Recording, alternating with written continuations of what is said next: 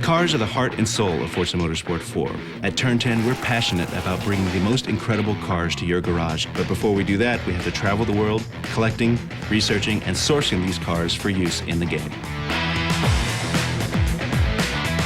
The process starts with design announcing a car. From there, I go to clubs, look for sale ads or dealerships. And sometimes it's people I've already met. But at the end of the day, these guys are car guys. They're open to it, and they enjoy sharing their car. And for Forza 4, that car is their car. It's going to be in there forever, and it's something you can't take away from that car owner. And those car owners, I think, really enjoy that. That'd be like the highlight of my life. Some of my MMA fans driving my car in Forza. If it makes it, I'd be happy. If not, it'd be like, okay, next time I try.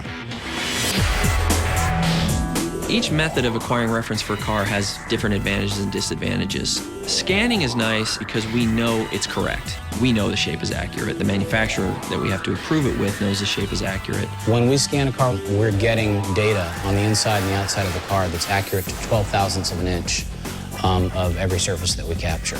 Some of the other ways that we capture data for cars is to take photographs of the car. We shoot photographs for two different reasons. One is for texture source. But we also have to rebuild the shape. In cases that we couldn't scan the car, we have to recreate the 3D shape of the car out of photos.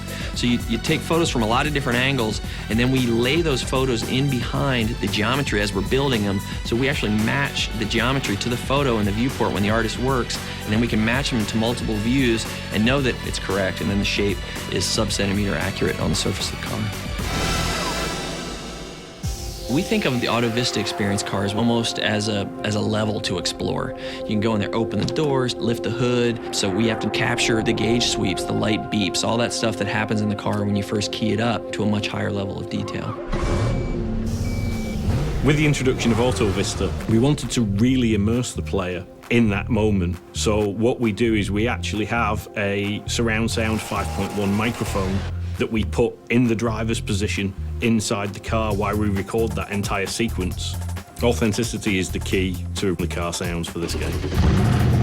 If you just sit there and rev a car in neutral, the engine, it sounds okay, but it doesn't sound like it does when it's under load, when it's being stressed. So we actually strap a car to a dynamometer, which is a way to measure horsepower, but what it does is it simulates in a static environment the engine being under load. So we run the car through the gears and we get a very accurate sound that way.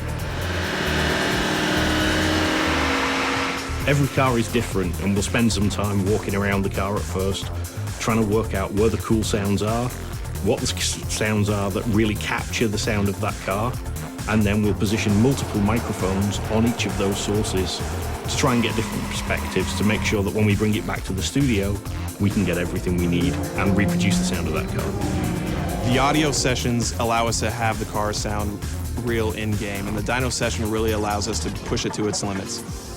Car sourcing is crucial for every car in the game.